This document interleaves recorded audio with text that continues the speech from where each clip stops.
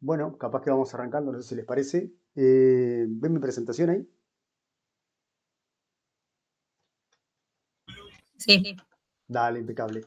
Bueno, el objetivo de la charla hoy, capaz que algunos no saben, pero les comento ahora que tenemos a Eloísa que está rotando por CTI, ella es residente de Nefro, y bueno, conversamos un poco cuál era la inquietud de un tema más o menos en común, y consensuamos un poco esto de los mecanismos de resistencia, residuos gram negativos, pseudomonas.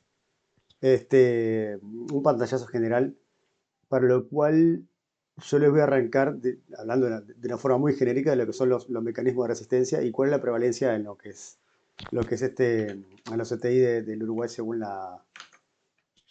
según el último censo del IAS del Ministerio de Salud Pública.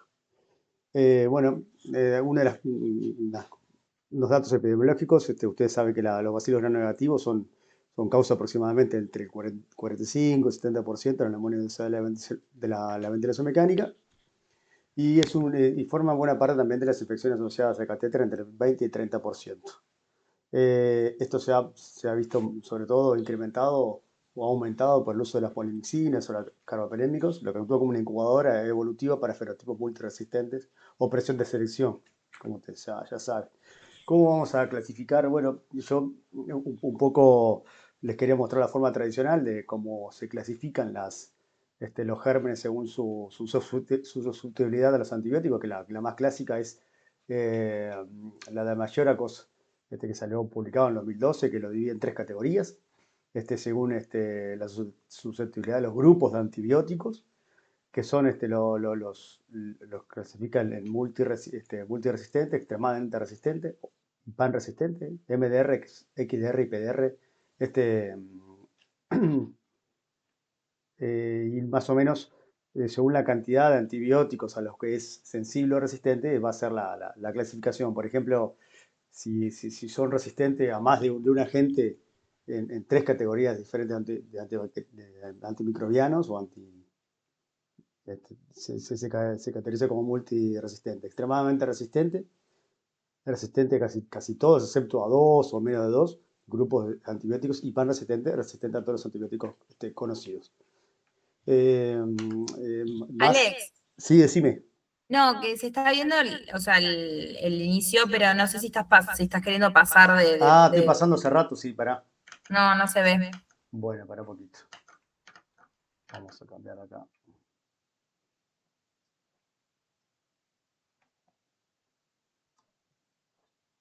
Pará un poco.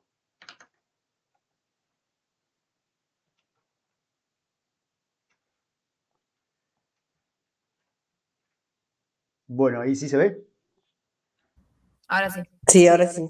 Dale, bueno, no voy a ir mucho para atrás, comentándole nomás que lo que me quedé en esto de la clasificación de la susceptibilidad bacteriana en las tres categorías, como le decía, multiresistente, extremadamente resistente, el XDR, que es el que más o menos nos enfrentamos muchas veces ahí en el CTI, son los ser gérmenes muchas veces que son productores de carbapenemasa, y después por otro lado los pan resistentes, que algunos muy excepcionalmente hemos visto, que son los que son resistentes a cualquier antibiótico conocido.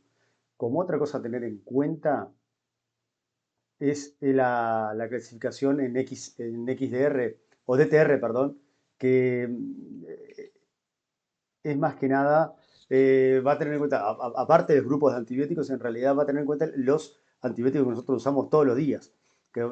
Y sobre todo el contexto toxicológico que tiene, ¿no? O sea, tiene en cuenta los antibióticos que nosotros no podemos usar y nos quitan los antibióticos de la mano. O sea, vamos a definir, sobre todo para los bacilos gram negativos, lo que es de difícil tratamiento, DTR, lo que van a ser resistentes, por ejemplo, a fluorquinolonas, a cefalosporinas, a carbapenémicos y a betalactámicos con inhibidores de beta-lactamasa. Dentro de esta categoría, si son resistentes a todos esos grupos de antibióticos, con el cual nosotros tenemos que recurrir a antibióticos de amplio espectro y con un nivel mayor de toxicidad, lo estamos clasificando con lo que es una DTR o es una bacteria de difícil tratamiento que no es para nada habitual. Este tipo de bacterias, o más que nada o microorganismos, cuando le decimos masa ahora, está asociado a un aumento de la mortalidad, como les muestra acá en las gráficas. ¿Cuáles son las estrategias que tiene la bacteria? En realidad, como ustedes ya saben, el objetivo de la bacteria no es causarnos daños de por sí, eso es un efecto secundario. El objetivo único de la bacteria es lograr estar en un medio donde se pueda replicar y mantenerse con vida. Y para eso usa varios mecanismos que en definitiva en forma secundaria nos van a afectar a nosotros, ¿no? Lo que son, en principio para que el sistema inmune no los ataque, va a recurrir a lo que son las biopelículas, las adhesinas para el anclaje, que son proteínas donde se van a anclar a diferentes sectores del organismo, como son las mucosas, después el resto son los biofilms, y el resto son para mantenerse con vida, a su vez, van a necesitar nutrientes, como es la adquisición del hierro, que uno de los mecanismos son los sideróforos, que son mecanismos de las membranas celulares donde le van a recurrir. Después, otro mecanismo de virulencia, en realidad, que se puede decir así, o sea, de originar un daño, es lo que son los mecanismos que tienen para eliminar los antibióticos, que ahí vamos a tener un amplio arsenal de herramientas que va a recurrir la bacteria. Y en forma grosera se divide en cuatro pilares grandes, ¿no? Que primero son la modificación enzimática, va a disminuir la entrada del antibiótico, va a tener algunas bacterias, bombas de flujo, donde van a producir una expulsión activa del antibiótico hacia afuera de la bacteria. Y el otro mecanismo de acción va a ser la alteración de la diana o alteración del sitio de acción del antibiótico. Como cuatro grandes mecanismos de acción de la resistencia bacteriana. Como uno de los más importantes va a ser la destrucción enzimática. Acá vamos a tener lo que son las beta-lactamasas, las carbapenemasas, que son enzimas que se dedican prácticamente, específicamente, a destruir las bacterias. Que ahí tenemos desde las penicilinasas, desde las BLE o las beta-lactamasas de espectro expandido, que tenemos varias, últimamente de las más endémicas ha sido del subtipo ZXM, por ejemplo, que se ve mucho en Escherichia coli a nivel de la comunidad, o Klebsiella pneumoniae. Y después, como otro mecanismo, bueno, hablando de forma general, las bombas de flujo, siendo importantes, por ejemplo, la MEX-AB o la OPRM en lo que son Pseudomonas aeruginosa, y algunas más complejas en lo que son Acinetobacter baumannii, que ya adelantándole, no quiero un poco intoxicar con esto más microbiológico o infectológico, son de las dos bacterias no fermentadoras que causan más problemas en lo que la UCI, pero no tanto por su prevalencia, sino por la complejidad de los mecanismos de resistencia a los antibióticos que tienen, que muchas veces lo que hacen es combinar mecanismos de resistencia. Las alteraciones de la permeabilidad es otro mecanismo de resistencia, sobre todo las OPRD que se ven en la Pseudomonas aeruginosa. Es muy importante este mecanismo de resistencia, que muchas veces nos lleva a confundir con otros que se ven en otras bacterias. Por ejemplo, podemos caer en el error de pensar que si una Pseudomonas no es sensible a la cefalosporina de la tercera generación, pues una BLE. Excepcionalmente existen las Pseudomonas BLE, la mayoría de las veces es por este mecanismo de resistencia que son las OPRD, que le confieren un mecanismo de resistencia muy parecido a lo que son las BLE. Y bueno, después el sitio de acción, que muchos de estos son, por ejemplo, donde actúan, donde no dejan actuar, mejor dicho, los aminoglucósidos, que actúan a nivel del ribosoma en la sección de 16S, o las propiololonas en la topoisomerasa, pero son mecanismos más orientados a eso, que muchos ya los tienen de forma intrínseca esa resistencia, ¿no? Esto seguramente un poco les va a hablar Eloisa de los mecanismos de resistencia, de las Pseudomonas aeruginosa. Estuve viendo un poco el esquema, y después el esquema de Ambler, que ya con eso les voy terminando un poco esta masa microbiológica.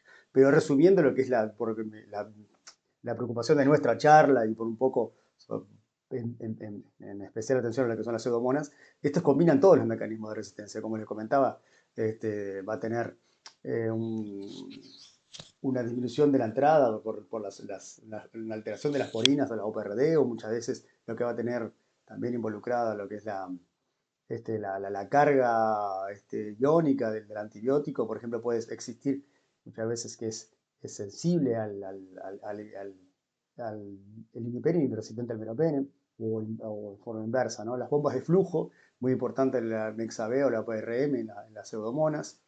También van a tener el AMC a nivel cromosómico, muchas veces ya de forma natural y otras veces más este, constitutiva.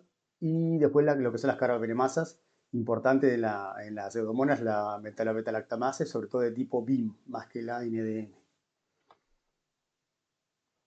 Hay algunas formas de identificar con algunos métodos fenotípicos, por ejemplo, con ETA o ácido borónico, pero me parece que no nos voy a intoxicar con este tipo de cosas ahora que no va a sumar demasiado. De los mecanismos más importantes de resistencia, viendo, capaz que tengo una esquemita un poquito más amigable de lo que son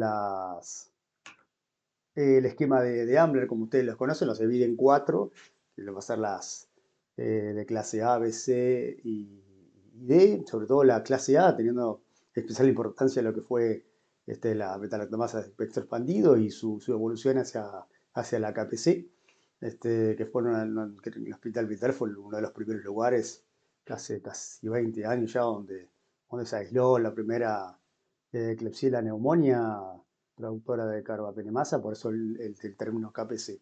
De las clases B, la que ahora tenemos más, la metalobeta-lactamasas, entre ellas las BIM, la MP, la NDM, que la mayor prevalencia es la NDM, enterobacterias, pero sobre todo las BIM, que las vamos a tener pseudomonas. Y realiza todos los betalactámicos, incluyo lo que es el ceftazidime-lactam, por eso nosotros recurrimos a combinaciones de lo que es Astronam más ceftazidime-lactam. Después las de clase C, que son más que nada cefalosporinasa, no vamos a tener la AMC, muy importante en la clínica porque muchas de estas, de las bacterias que van a tener esta enzima de forma constitutiva, pueden desarrollar resistencia durante el tratamiento. Y después de las clase D, que muchas vamos a ver, las de Acinetobacter baumannii, que son las OXA 48 y la OXA 43, que ya se están viendo algunas OXA 48. Es otra bacteria de muy difícil tratamiento, ¿no? Bueno, esto lo voy a pasar por alto, pero es un poco lo que les venía diciendo recién las tres bacilos gram negativos de mayor importancia, dos no fermentadores como la Pseudomonas aeruginosa y la Acinetobacter baumannii. Después tenemos la Klebsiella neumonía, donde van a tener los diferentes mecanismos intrínsecos y adquiridos. O sea, ahí lo que ustedes quieran acá adentro.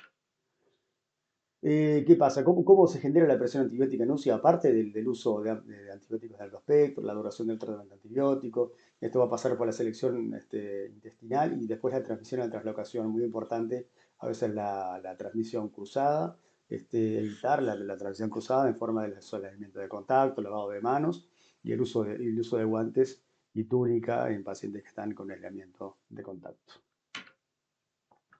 ¿Qué pasa con lo que es la evolución diagnóstica y lo que es eh, o sea, la rapidez de la identificación de las bacterias, ¿no? Que esto es muy importante. Vamos a pasar desde lo que es una sospecha, la vamos a cultivar, la identificación, vamos a tener un antibiograma y esto demora, es bastante lento. En el mejor de los casos, vamos a tener los resultados en 2 a 3 días.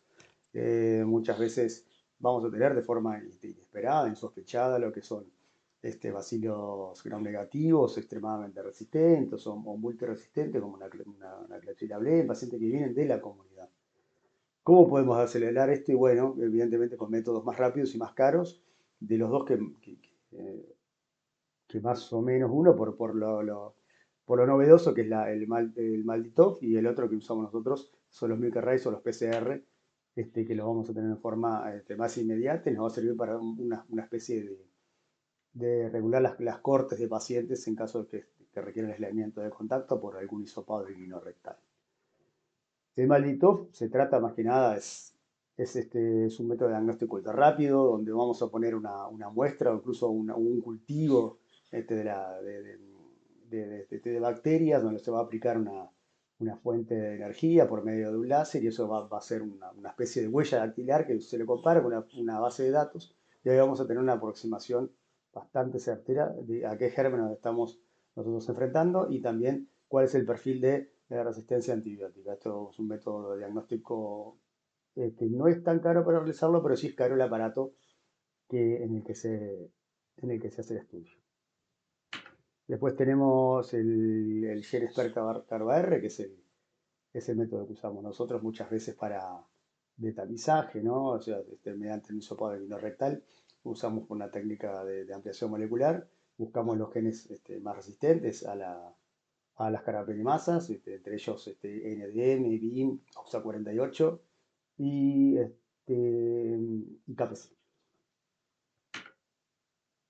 Bueno, esto es un poco los antibióticos nuevos, que ya un poco ya lo hemos hablado. Y bueno, ¿cuál es el contexto que tenemos nosotros acá en Uruguay en la último censo que hubo de los datos acumulados del 2020 al 2024? Nosotros ahí en el medio nos agarró la pandemia, donde tuvimos un pico bastante importante de lo que fueron neumonías asociadas a la ventilación mecánica. El germen mayormente aislado fue de Pseudomonas aeruginosa.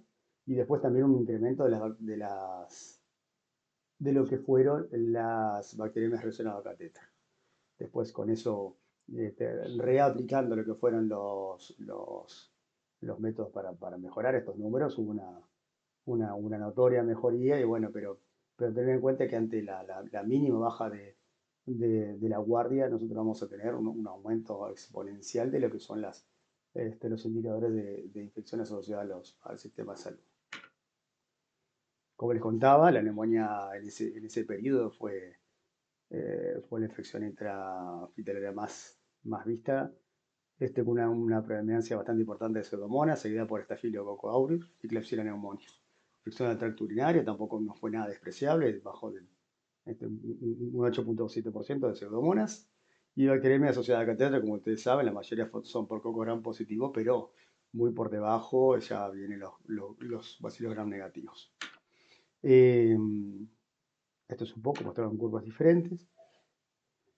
Y bueno, tener en cuenta dos o tres cosas, ¿no? Lo que es la sospecha de la mecánica, de lo que son los gérmenes multiresistentes, los bacilos gram negativos multiresistentes, que va desde el cuidado de la limpieza de las unidades, el tener en cuenta el momento de aislar a un paciente, mantenerlo aislado, el uso racional del tratamiento antibiótico y sobre todo la vigilancia epidemiológica. Bueno, ahí les dejo de compartir un poquito, los atomicé un poquito, les hablé un poquito rápido, pero no los quería tampoco aburrir un poco con la charla esta. No sé si quieren preguntar algo antes de pasar a la parte de Loíza. Es un tema que yo creo que estos temas pasan no hay muchos grises, o a la gente que le gusta mucho o hay mucha gente que no le gusta nada. Pero no sé si quieren preguntar algo que les pueda responder. Está Marcelo ahí. ¿Cómo te va, Marcelo? Buenas noches, ¿cómo andan? Disculpame las burradas que me mandé, pero No, no quise aburrir mucho con esto. no, No es un no. tema que es muy complejo y traté de resolverlo lo mejor que podía y lo más amigable que pude. Es un tema re complejo, porque es un tema casi puro de bioquímica, ¿no? Y Exacto, sí, genética. sí. Pero estuvo muy buena la presentación Bueno, porque gracias. digo, a grandes rasgos tocaste casi todos No los digo temas nada. importantes, ¿no? Sí, un poco quería transmitir eso, lo que es la complejidad de los mecanismos de resistencia, que muchas veces va más allá de interpretar un antibiograma. No intenté meterme mucho en lo que es el tratamiento, que va a hablar más Eloísa, pero son cosas, hay tantos cada vez son más complejos el tratamiento antibiótico que va muchísimo más allá de ver la susceptibilidad antibiótica e indicarle un tratamiento según es sensible o es resistente. Hay que tener en cuenta la dosis, el antibiótico, los costos, la toxicidad, como comentaba recién lo que son la nueva definición de difícil tratamiento, ¿no? De TR. En fin. Bueno, si querés, vos sabés cómo presentar, ¿sí? Hay una mano levantada, Alex. Perdón. Estefanía, ¿cómo? Sí, dale, perdón. Hola, ¿todo bien? ¿Cómo te va? Pregunta, ¿los PCR que dan resistencia y eso están disponibles en el hospital? Sí, habitualmente yo ahí exactamente qué tipo de método molecular desconozco, pero en casos que nosotros hemos necesitado definir si un paciente va o no con aislamiento, bueno, invertimos unos dólares y se hace el CARVA-R y ahí se define si está o no colonizado. En el hospital lo que se hace es primero un método tipo inmunocromatográfico, por decirlo así, Ahí va. es el CARVA-5. Y siempre buscan las imipenemasas, las OXA48, las KPC, las BIM y las NDM. Pero hay también en el hospital el Ginesper, que busca las mismas enzimas y ahí vos le diste mucho, en tu presentación le diste mucho para adelante. En realidad no te demora 30 minutos, te demora como 1 hora. Bueno. Bueno, pero es rápido. Por eso. Pero se puede hacer, es más, la vigilancia activa arreglada de STI se hace por cultivos y por métodos fenotípicos, porque no hay apuro, pero el protocolo preventivo, que es hacerle a todos los pacientes que tienen factores de riesgo, siempre se hace por biología molecular, Ahí va. porque si no te bloquea una cama. Eso sí, claro. Muchas veces hemos recurrido a eso ante esa preocupación, es verdad. Y a lo que está, Josefina no está, ¿no? No la vi. No, estaba, Ahora, capaz que se conectaba, pero no, estaba complicado. ahora lo que está trabajando Josefina es para tener PCR para enterococo resistente a banco. Ahí va, sí. Que ya lo aprobaron, pero vieron que las compras en el hospital, en todo ambiente público, demoran. No, claro. Pero lo que tenemos en el hospital es eso, los test fenotípicos. Bien. Y se confirman con los test moleculares, de biología molecular, los test moleculares que sí hay. Perfecto. Y si tenés un paciente que tuvo una bacteria pan resistente, ¿con qué se recomienda después limpiar la habitación? Depende del tipo de bacteria, porque en realidad las que más complicaciones te traen son los gérmenes acuíferos, como Acinetobacter y Pseudomonas. Ahí la limpieza tiene que ser exhaustiva, lo mismo que para el enterococo resistente a banco.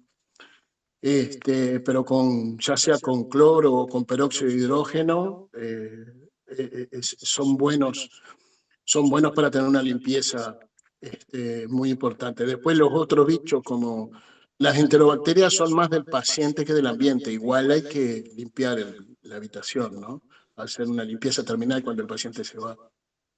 Pero son más del paciente que del ambiente. Claro. Claro.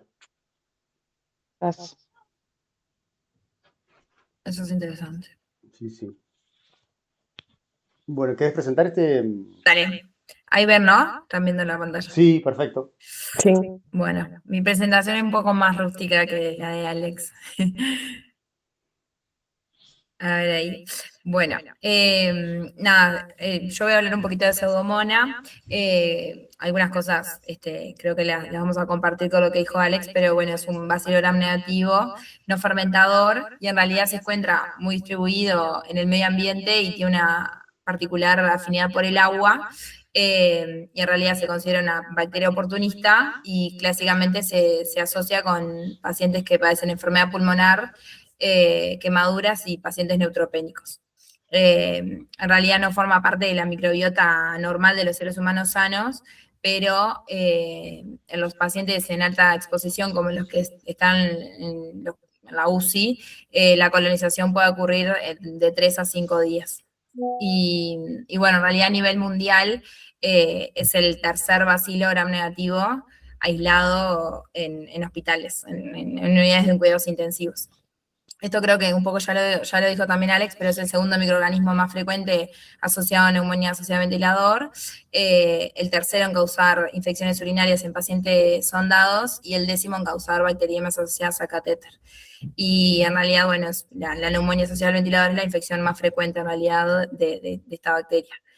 Y bueno, la OMS en el 2017 ya la había clasificado como un patógeno de máxima prioridad, a la pseudomonas resistente a carbapenémicos, y en realidad en el 2024 se vuelve como a reiterar este grupo de alta prioridad, más que nada los resistentes a los carbapenémicos, como ya lo dije.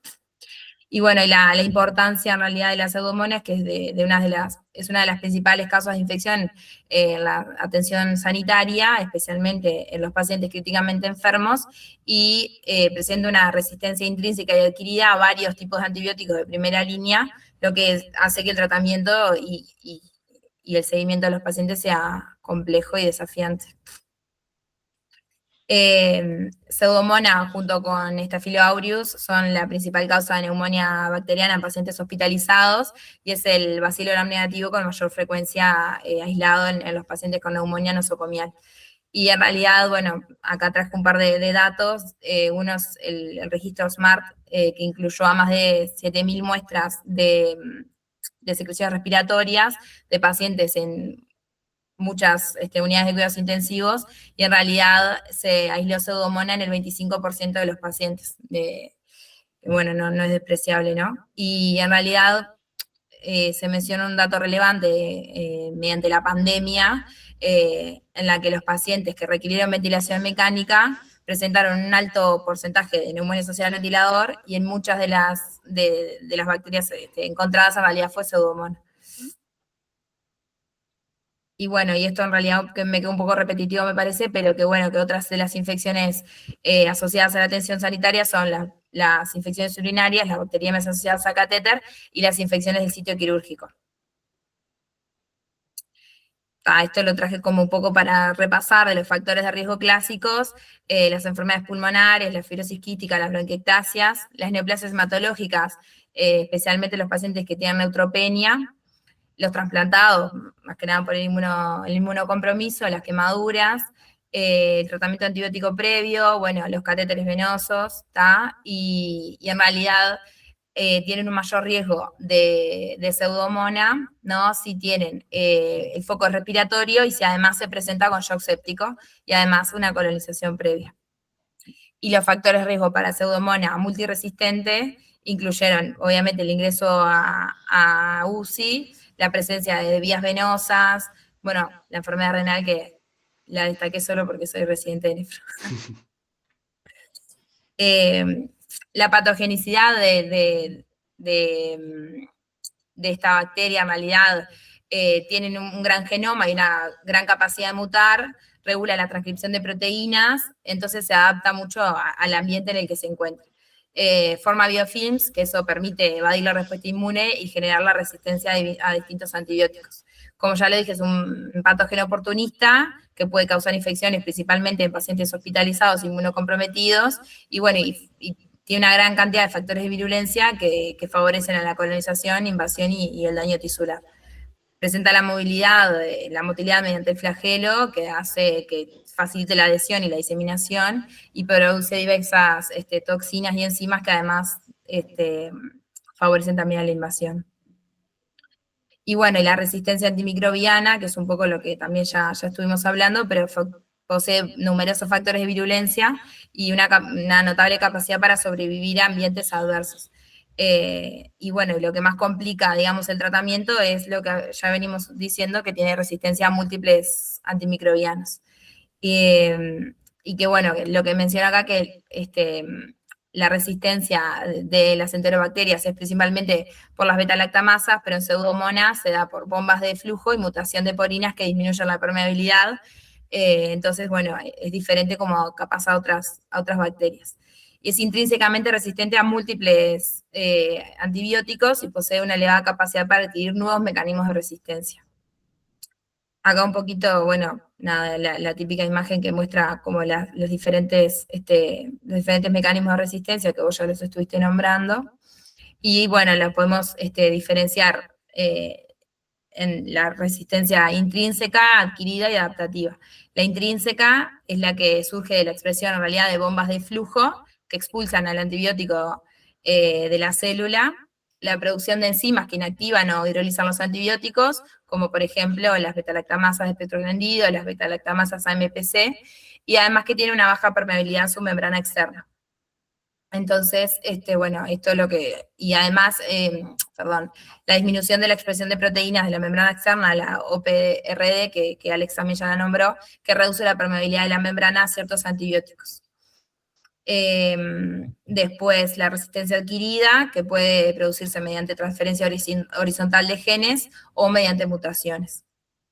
Y la adaptativa, que en realidad es la que, bueno, mejora la supervivencia bacteriana en respuesta a estímulos ambientales, y eso a veces, si no me equivoco, está también con, como que la formación de biofilms se da por este mecanismo de resistencia. Bueno, esto también ya lo comentó Alex de la clasificación de la pseudomona, y en realidad como la más importante que traíamos como a la charla era la pseudomona difícil de tratar, que incluye cepas que no son susceptibles a la piperacilina, el ceftazime, cefepime, astronam, meropenem, a la levo y a la ciprofloxacina. Esto lo traje un poquito porque lo leí en un paper de la prevalencia de la resistencia antimicrobiana, y a destacar acá abajo que la micacina fue el único antibiótico que aunque en las tasas de resistencia fueron menores al 30%. Las otras todas entre el 30 y el 50%, lo cual es relevante. Después acá, esto que en realidad les quería preguntar si ustedes lo usan, que es el score de PAE, que es para valorar el riesgo de la prevalencia, digamos, de la pseudomonas multiresistente, y lo que en realidad habla un poco de un estudio que se hizo, es como ver qué riesgo tiene el paciente de tener una pseudomonas multiresistente, y ya ahí empezar un tratamiento combinado, un antibiótico de amplio espectro. Y lo que se ve es que el diagnóstico precoz y el abordaje terapéutico adecuado en estos pacientes, bueno, les mejora la sobrevida, la estadía en CTI, y básicamente lo que tiene en cuenta es, si ya se aisló pseudomonas multiresistente en los últimos 3 meses, el tratamiento antibiótico que haya recibido, si tiene shock séptico al momento del diagnóstico, y si la infección está adquirida en el hospital, y perdón que me pasé.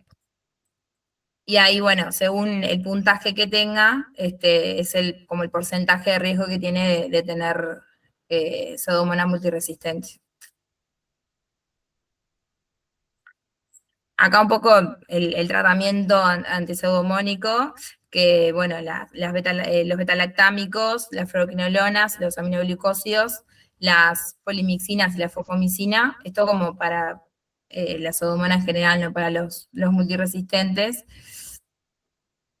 Y bueno, y acá un poquito de lo que pude encontrar y un poco el teórico que estaba colgado para los residentes de CTI, el tratamiento empírico lo ponía como primero identificar si es una infección grave, con sepsis o con shock séptico, si es un paciente que tiene una inmunosupresión severa, si tiene factor de riesgo para colonización de pseudomonas, y si tiene un foco con alta carga bacteriana.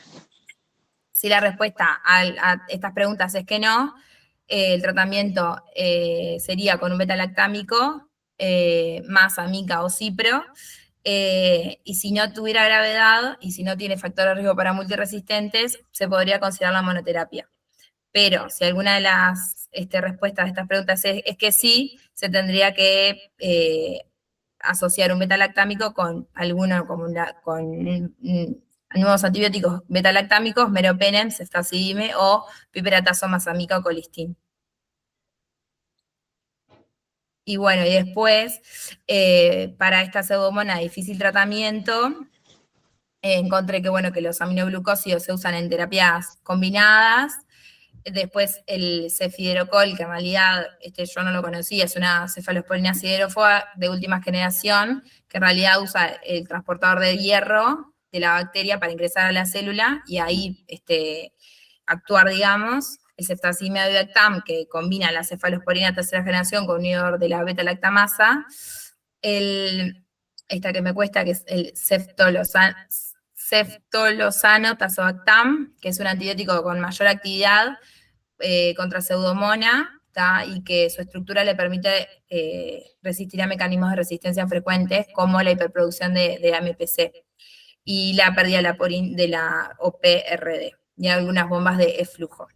Después la colistina, que actúa alterando la membrana externa de las bacterias gram negativas, provocando, bueno, la muerte de la bacteria, y la fofomicina, que en realidad, por lo que le estuve leyendo, en algunas pseudomonas todavía es como muy resistente.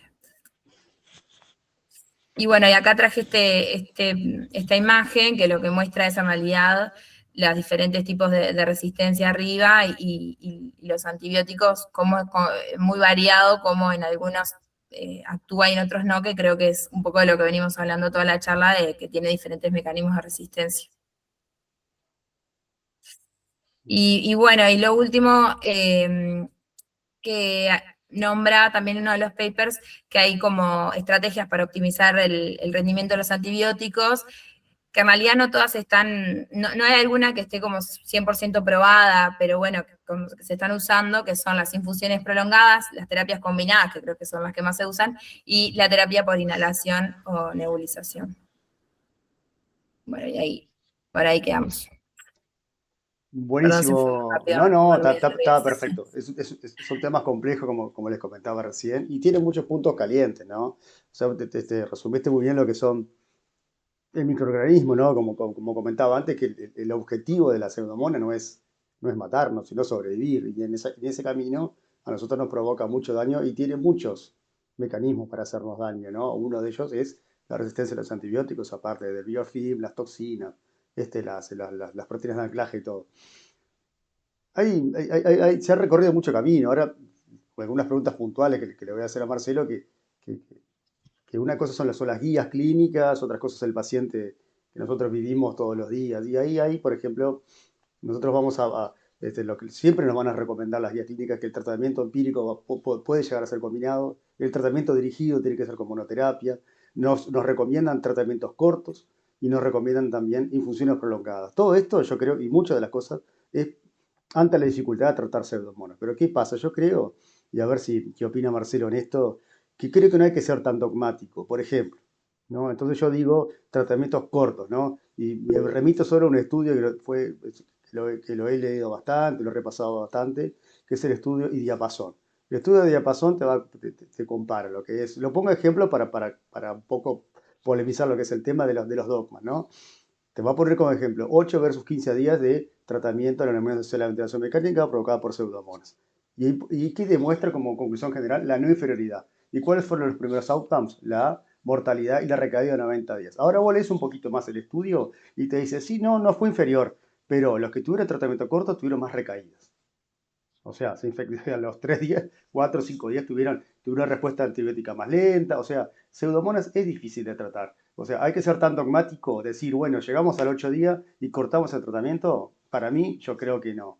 Lo otro es tratamiento combinado. Tratamiento combinado cuando tenemos disponible, en caso de que son extremadamente resistentes, cuando tenemos disponible el mejor antibiótico. El tratamiento de primera línea para la pseudomonas, por ejemplo, BIM es cefidrocol. No tenemos cefidrocol.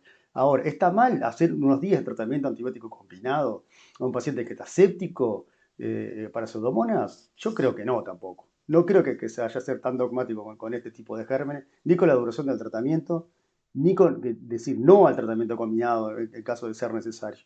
No sé qué opina el resto. Sí, a nosotros justo en Nefro nos ha pasado, hemos tenido alguna pseudomona y algún otro BGN asociado al agua de diálisis, y bueno, y a veces es difícil también, los pocos días de días de antibióticos a nosotros no nos cae muy bien. Preferimos hacer tratamientos más extensos, que después vienen las complicaciones asociadas a eso, ¿no? a la semana los tenés con Clostridium, que lleva a otro aislamiento, y bueno, y Exacto. así empezás. Pero bueno, sí, una de mis preguntas era esa, el tratamiento, la duración del tratamiento. Y lo otro que también creo que una compañera acá escribió algo de lo disponible en Uruguay. Una pregunta que yo me hice porque no conocía el antibiótico era el El cefidrocoil. Sí, yo, ese. sí, yo nunca lo Tengo vi. entendido que acá en Uruguay no está, y mi pregunta hacia Marcelo era si eso o sea, ¿cómo se planifica? Si ese antibiótico puede venir, si no no lo tiene nadie en Uruguay, o si nada. Me A ver, surge la duda porque no lo conozco. el cefidrocol fue una cefalosporina que prometía muchísimo cuando empezaron a aparecer las carbapenemasas. ¿tá? Hoy no va a venir a Uruguay ni va a entrar en ningún país que no haya entrado porque ya hay cepa resistente y ya no se puede usar. Claro. Se mantiene ahí como en algunos lugares específicos, pero en realidad el cefidrocol no va a venir porque ya no es útil para estos tipos de bacterias. Lamentablemente estamos hablando de 10 años, un poquito Claro. más, quizás 15 años, se perdió Se le fue el tren. un antibiótico muy bueno y con un mecanismo de acción bastante novedoso, como decía la compañera. Pero no va a venir porque no es redituable y aparte no nos sirve para nada hoy en día. Con respecto a lo que vos decías, y esto ya es filosofía, ¿no? Pero eso para mí hay dos cosas que le hicieron muy mal a la medicina, lo peor que le pudo pasar, y son la medicina basada en la evidencia, porque quitó iniciativa al médico, si no está probado no lo uso, ¿tá? Y las guías. Digo, Sí. todos sabemos que hay guías que, bueno, son para ayudarnos, pero se han escrito en piedra. Todo el mundo habla, por ejemplo, de las guías de prueba de clínicas y recomienda piperacilina para casi todo. Y hoy en día la piperacilina tiene una resistencia, sobre todo en pseudomonas, muy importante, no se puede usar empírico. ¿tá? Entonces, con la respuesta que vos decías, yo creo la pregunta, mejor dicho, que vos hacías, yo creo que hay que conocer las guías, conocer la evidencia y individualizar el tratamiento del paciente. Claro. Es juicio clínico. Recién decía Eloísa, tratamos de hacer tratamientos más prolongados. Está comprobado que el tratamiento más prolongado de lo necesario es tan perjudicial como el tratamiento corto. Entonces hay que valorarlo clínicamente, dejarnos de pensar siempre en la PCR y la procalcitonina. ¿tá? Y bueno, si tengo que extender, lo extiendo, pero si lo tengo que acortar, también lo voy a cortar. Yo creo que hoy las guías, por ejemplo, yo siempre doy el mismo ejemplo. Yo si tuviera que hacer medicina general, me agarro a las guías, por ejemplo, de cardiología, porque no tengo ni idea cómo se trata actualmente una hipertensión arterial. Claro. Es la realidad. Ahora, yo no agarro la guía en piedra en infectología. Yo trato de individualizar el tratamiento para el paciente. Bueno, por eso la experiencia pesa mucho. Y sobre todo también la experiencia de la gente que tiene Claro. experiencia. No es solo, o sea, nosotros... No, estos la opinión de pacientes, expertos, yo creo que la opinión de expertos vale todavía. claro, y estos pacientes, tanto los pacientes de CTI como algunos otros Sí. pacientes que nosotros vemos en infectología, son pacientes complicados, que son pacientes no para resolverlo uno solo. No. O sea, Sí, estamos de acuerdo. no somos Doctor House. No. Entonces, yo creo que hay que poner un poquito más en la cabeza y ser más flexibles con las guías y con la medicina basada en la evidencia. Sí. Y no vamos a tener todas las respuestas el primer día, o sea, no vamos a recibir un cultivo, No. pseudomonas, tanto, BIM, no sé qué. Bueno, hacemos el tratamiento antibiótico, 7 días y lo controlamos de tal manera. Y a veces las cosas en el camino van cambiando. De repente hizo fiebre al cuarto Sí. día, hay que entenderlo un poquito más, hacer un cambio, hacer un tratamiento combinado. Yo creo que no hay que ser tan dogmático con. Yo creo que las guías son Yo creo buenas, que totalmente de acuerdo. pero son guías. Yo creo, de hecho, las guías cuando arrancan, dice, ninguna guía clínica va a sustituir el juicio clínico y el conocimiento. Y han hecho un poco de daño, y eso estoy de acuerdo contigo, Marcelo, que a veces simplifican mucho el conocimiento y hacen que nosotros no vayamos al libro de texto como hacíamos tradicionalmente. Que da más trabajo, sí, por supuesto. Pero la guía es una guía, incluso las guías que nos pasa mucho en medicina intensiva, que nos enfocamos en el tratamiento. Y falta toda la parte de atrás, o sea, la fisiopatología, la patogenia, la virulencia, la reacción del Ya hay, huésped, la toxicidad de los fármacos, ¿no? Sí, y O sea, hay además uno, también, perdón, perdón, Sí, no, Adela. algo muy pequeño. No, y también, por lo que dijo Marcelo, la participación del microbiólogo es Sí. fundamental, Mm, que conoce además lo que es todos los microorganismos de cada unidad, ¿no? es lo único que sabemos. Bueno, No, pero es No, a importante el ver, apoyo multidisciplinario. Hoy en día es muchísimo más complejo que mirar el antibiograma y poner un antibiótico que sea sensible y le ponemos el antibiótico como hace 30 años atrás, ¿no? Es muchísimo más complejo esto. y ya hay muchos trabajos que hablan de lo perjudicial que son las guías, Mm, ¿verdad? De que se toman como que son dogmas, se pierde la actualización rápidamente y hay muchas cosas que van en contra de que y justamente de que la gente toma las guías como dogmas, ¿no? sí, no, simplifica mucho, o sea, utilizo mucho un recurso que requiere el ser humano, es simplificar. Mm. Trata de simplificar demasiado en tu mente y decir, bueno, me quedo con Hay que esto, conocerlo. ¿no? Exacto. Eso No, yo creo no, que nadie puede dejar de conocer una guía. por algo trae 300 artículos de referencia, ¿no? Claro. Se basan y uno empieza a leer la letra chica y bueno, te dice que están así, no están así, Y y ya los sí, niveles de evidencia no son tan claros, y las poblaciones, los resultados van a variar muchísimo. Yo creo que te puede dar una pista, pero no va a sustituir nunca el juicio clínico del paciente que uno tiene enfrente y lo importante que en los pacientes complejos, discutirlo en un equipo multidisciplinario y valorarlo en la evolución, como van siempre, van, cómo anduvo, cómo está este, la leucocitosis o fiebre, el estado general, mejoró las disfunciones. Y eso no, es imposible usar todas esas variables en una forma, hacer un traje a medida para todos los pacientes no se puede. y no. Por suerte, Y hay ¿no? Pero si no, la inteligencia artificial le quita el trabajo en años. Y sí, aparte, justamente, hay una cosa interesante que decía Eloísa, ¿no? De que los pacientes graves hay que usar biterapia o triterapia a veces, Sí, ¿no? es verdad. Y bueno, es lo que dicen las guías, pero hay algo que se olvidan de las guías, que se hace no, en los pacientes no tan graves, es cuidar el antibiótico. Claro, claro. Tanto el ceftazidime, como Mm, puso Eloísa, como el meropenem, son fuertes inductores de beta-lactamasa. Entonces, si no totalmente lo de acuerdo. cuidamos, enseguida lo perdemos. ¿Y cuál es la Sí, forma de cuidarlo? Meterle un aminoglucósido. sí. Entonces, personalmente, yo, si es grave, ni que hablar, pero si no es grave, también lo uso, la biterapia. Hoy ya casi no usamos terapia simple para cuidar epidemiológicamente el antibiótico. El Fortar tiene una presión de selección muy importante, incluso hasta más potente que la piperaceta sorbitol, y a veces subestimamos eso nosotros, sobre todo contra Y las B bueno, y las carbapenemas. y no se olviden que Pseudomonas tiene beta-lactamasa reprimida, capaz que vos No, ustedes no, lo claro. dijeron, que lo verdad. Sí, Y el sí, ceftazidime es uno de los inductores más fuertes de la beta-lactamasa sí. reprimida. Y No, no, producen beta-lactamasa, no tienen carbapenemasa, pero hasta te tocan los carbapenémicos. es brutal. No, no, los mecanismos que tienen este pseudomonas diferentes a los otros enterobacterias es tremendo. Por eso fue el motivo un poco de la charla.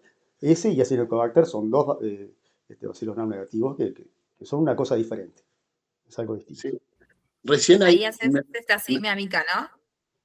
y yo le metería una aminoglucosa, más que una quinolona. Claro, Sobre todo si no son quinolonas respiratorias. Ahora ahí va. en el hospital hay levofloxacina Intravés. no, bioral Y oral. y estamos haciendo el Bien. trámite para incluir la intravenosa. ¿Ah? Pero como todo lleva tiempo, hasta después de octubre no nos van a contestar. ¿Ah? Pero, por ejemplo, ceftazidime y levofloxacina sería una excelente combinación. Claro. Este, De repente un EPOC descompensado, que es una compensación más por o menos ejemplo, severa. o algo óseo, por Ahí ejemplo, va. también. Digo, Sí, en sí, sí. realidad ¿Hay moxifloxacina en el hospital? Sí, sí, sí. sí, Ay, las Moxi. dos, ok. bioral y Moxiflux. intravenosa. Recién preguntaba, me apareció una pregunta acá en el celular sobre la epidemiología local. Estamos trabajando con Josefina para tratar de darle la actualización, pero lo que sí tenemos es las vigilancias activas que hacemos. La Ahí vigilancia va. activa de las personas que ingresan al hospital con factores de riesgo para microorganismos multiresistentes, empezamos más o menos en el 2013, por ahí. Empezamos con un 3-4%. Hoy estamos en un 10%, 9,8%. ¿tá? Y, y el famoso VAR, la vigilancia activa Sí, reglada de CTI, empezamos con un 5%, hoy estamos en un 13%. ¿tá? Yo creo que la vigilancia activa es justamente uno de los parámetros que habla de que la resistencia viene en aumento. mm, Es lógico que hayamos puesto el VAR en CTI porque es un lugar álgido en cuanto a la presión de selección, lo que hablabas vos recién. claro. O sea, está bien, pero al principio se le tira con todo. No, Este, claro, es real eso. Debido a la gravedad. Por eso, pero no es que esté mal. no Lo que tenemos, de no hay repente pánico. está mal es no desescalar después, pero Sí, eso es otra cosa. claro. Pero, Que hay pero todo un tema, que realmente, hablando de eso, ¿no? Hay todo un tema con el desescalamiento, que salió un artículo nuevo que te dice, ojo con el desescalamiento, a ver qué opinan ustedes, ¿no? Porque vos decís, bueno, te vino tarde el cultivo, lo trataste 4 días con meropenem, y resulta que es sensible a ceftazidime. Y vieron que la conducta que hacían, desde calabres hasta ceftazidime, le completaban 10 días de tratamiento. Capaz que el paciente necesitaba un día más de ceftazidime, de meropenem, perdón, y le hacía 5 días de meropenem y no 10 días de tratamiento antibiótico. Y eso generaba más presión de resistencia, porque en vez de tenerlo con 5 días, tener con 10 días de tratamiento antibiótico. Es como que vos decís, lo mirás por ese lado y decís, bueno, está mal, pero no tan mal. Es decir, ¿qué le hago? ¿5 días de meropenem o 4 días de meropenem y 6 días de ceftazidime? Con 2 antibióticos distintos, mayor presión de... Es una cosa, como para mí, a mí me dejó pensando eso. Ahora después les comparto el artículo, ese que me pareció súper interesante. yo lo que creo es que no es tan simple. Yo no creo No, que haya no, aumentado o la resistencia o haya fallado porque desescalaste. Lo importante es a qué desescalás y cómo lo cuidás. Porque si, claro, en realidad, en teoría, si el paciente es sensible al meropenem y es sensible al ceftazidime, no vas a tener ningún beneficio. Lo que pasa es que capaz que los tenías con ceftazidime, con meropenem amica y lo sacaste a ceftazidime solo. Digo, es muy claro, complejo todo esto. claro. Y el desescalar también involucra terminar el tratamiento antibiótico, no solo cambiar de antibiótico. Muchas veces también si mejoró rápidamente y pensamos un curso antibiótico corto y terminarlo, que a veces eso nos cuesta un poquito. Cambiamos y después dejamos unos días más. Capaz que no fui claro con el ejemplo, ¿no? Pero metemos un tratamiento antibiótico empírico, no sé, ahí va, meropenem. Y anduvo bien, el paciente mejoró rápidamente y el cultivo nos vino positivo, un coli multisensible al 5.º día. Ah, mirá, bueno, vamos a ponerle una SIN. Y lo dejamos con una SIN 5 días más. Eso es lo que plantea el autor del artículo. De hacer tratamiento prolongado, claro. En Claro. realidad, digo, no es de ahora, es de No, eso de hace siempre.